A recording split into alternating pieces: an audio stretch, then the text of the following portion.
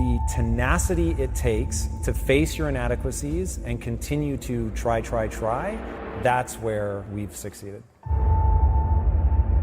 What I'm good at and what we're good at together is not being right all the time. It's basically learning from your mistakes. Most successful people in the world are the people that can self-soothe. So can you avoid being triggered? If you're being triggered and you look outward and you're angry at the person that triggered you, that's weakness.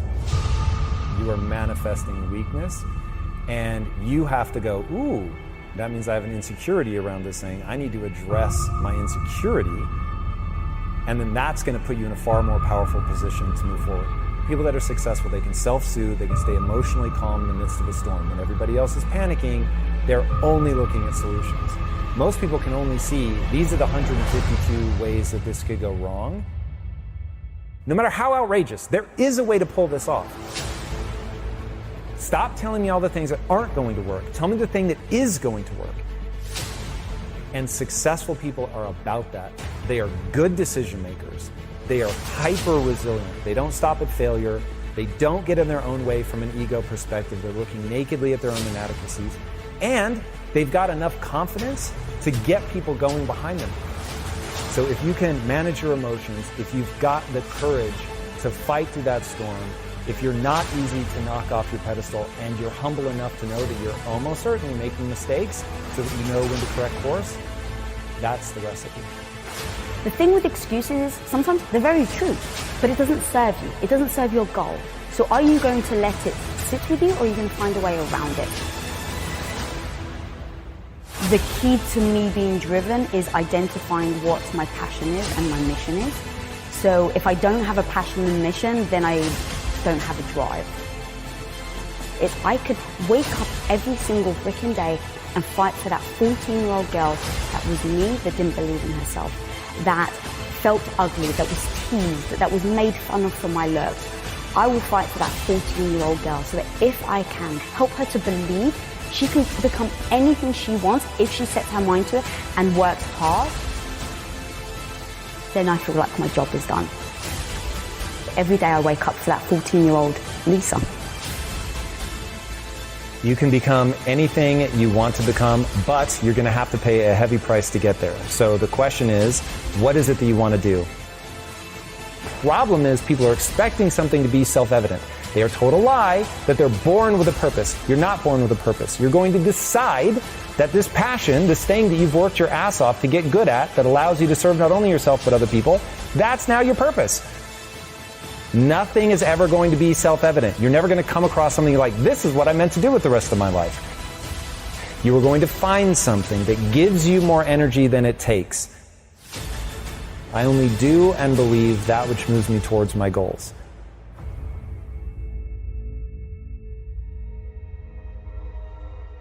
And so everybody in Impact Theory University, if you ask them, which I do frequently, what's the epitaph I want on my tombstone? It's you're having a biological experience.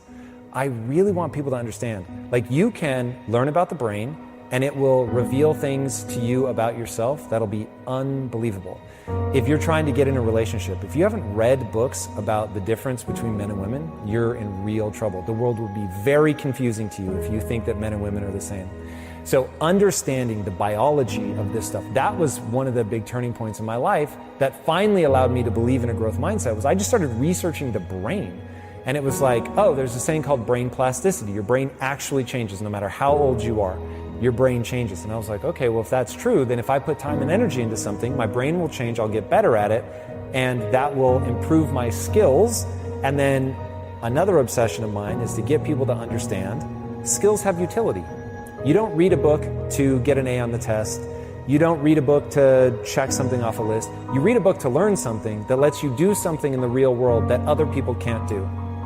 And so Elon Musk has a great quote: you're paid in direct proportion to the difficulty of the problems you solve. So you're learning something so you can solve problems, hard problems, that other people can't solve. And so once you understand, oh, this is mechanical. My brain is designed a certain way. There's a certain path that I have to walk to gain skills. And then skills let me do something other people can't do. And by doing things other people can't do, I'm able to serve myself and the group That's fulfillment. Fulfillment's the point. It is so mechanistic. It's all just deadly simple. And when I'm giving honest answers, I'm always looping around, this is how the human mind works. And every time I say something controversial, it's always about biology. Like, if you want to fight it, fight it. You're going to die tired, and I will propel myself forward because I'm not judging what is true. I don't deal with the world the way that I wish it were. I deal with the world the way that it is. The thing with excuses is sometimes they're very true, but it doesn't serve you. It doesn't serve your goal. So are you going to let it sit with you, or are you going to find a way around it? So let's say a lot of people's reasoning, which was ours originally when we wanted to make movies, is we don't have enough money. So we're just going to go and do this thing until we have enough money. We don't have enough time. And the truth is, if you play the no BS, what would it actually take? And you say, I don't have enough money. Then you keep going down and go, well, how much money do I need? Okay, what would it take for me to get that money? And sometimes people don't want to look at the answers. So maybe it takes you having to sell your house, move in with your in-laws, and rent one of their bedrooms for the next 3 years in order to save your money so that you can go and start a company. Well, some people don't want to do that. Okay, well, at least now you have your answer and you're not sitting there using the excuse that you don't have enough money. You just looked at it and like, oh, for me to get there, I need to live with my in-laws for 3 years. I don't want to do that. And now you've just decided. And now you're not beating yourself up over, oh my God, I can't believe I'm not there yet. Or like with us with Quest, we didn't leave ourselves any room for excuses, because we just went down that list of, are we giving this over? Are we doing this? Are we actually showing up? And if the answer is no, then how can you expect to reach your goal? So once we sit there and go, what is our goal? To build a studio as big as Disney. All right, before you even get started, we sit there and go, what? Like, no BS. Don't try and say like the things that we want it to be true. But actually, what is true, that what would need to be true in order for us to build a studio as big as Disney? And so we sat there and we said, okay, it's going to take us to put our own capital in. It's going to take us to work hard. What does work hard look like? Is it a certain amount of hours? Is it a certain amount of achievements where you put things into place and you make sure you're always incrementally working towards that? Is it that you have to, so this is exactly what we did with Quest. It was, we have to put the house on the line. And that was like the no BS. That's what it's going to take for us to go all in and build Quest Nutrition. And so once we sat there and said, okay, it's going to take us to put our house on the line. It's going to take me at the time to be the supportive wife to come in and help you out. It's going to take no vacations. It's going to mean you're going to need to take a third of your pay cut. Like, we literally sat down and wrote a laundry list of what it's going to take to start Quest Nutrition. And once we had that list, we just looked at each other and we're like, all right, are we willing to do it? And when the answer is yes, now you just know what you're heading towards. You know the type of path that you're about to approach. And so there's no surprises. There's no all of a sudden him coming home and going, yeah, babe, so the business isn't doing well. And so, oh my God, I'm so sorry, but we lose our house, right? There's no surprise. We've established what we're going to do in order to go for that goal.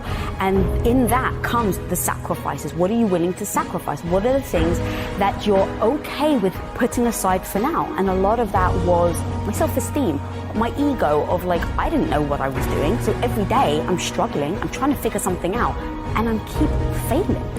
But I knew that I had to learn in order to get to the goal that we wanted to get to. So I knew every day I had to get back up. And then the same with him, with the skill sets. What skill sets do I have to learn in order to get to the goal that we want to get to? And that comes with a lot of freaking sacrifices. I'm no longer going to value myself for being good, smart, right, worthy. I'm going to value myself entirely for figuring out what I need to get good at to achieve my goals, and then I'm just going to do that. And I'm going to do it knowing that success cannot be guaranteed.